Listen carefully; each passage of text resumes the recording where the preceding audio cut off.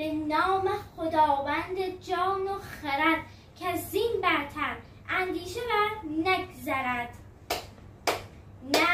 نقل داستان زال و سیمرغ، کنون پرشگفتی یکی داستان، بپیوندم از گفته باستان. چنین بود که مر سام را روزگار، چه بازی نمود ای پسر گوش دار.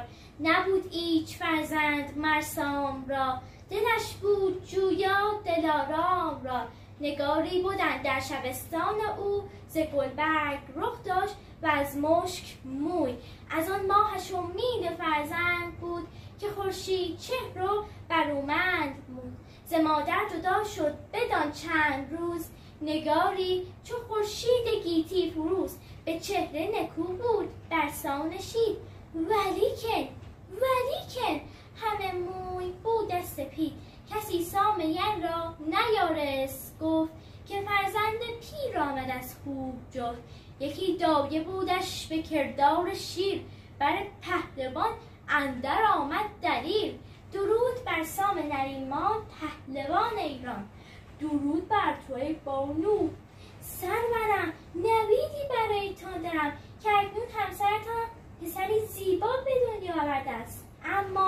اما چه؟ اما این کودک تنش نقره سیم و رخ چون بهشت، بروبر نبینی یک اندام زشت. از آهو همان کش سپید است موی، چنین بود بخش تو ای نامجوی. فرود آمد از تخت سام سوار، به پرده اندر آمد سوی نوبهار. چو فرزند را دید موی از سپید، ببود از جهان سر به سر ناامید. سام زانو زد و به خدای خود راز و نیاز کرد و گفت ای یزدان پاک، من در درگاهت چه گناهی کردم که چنین فرزندی نصیب من شده است؟ بفرمود پس تاش برداشتن، از آن بوم و بر دور بگذاشتن. به جایی که سیمرغ را خانه بود، بدان خانه آن خرد بیگانه بود.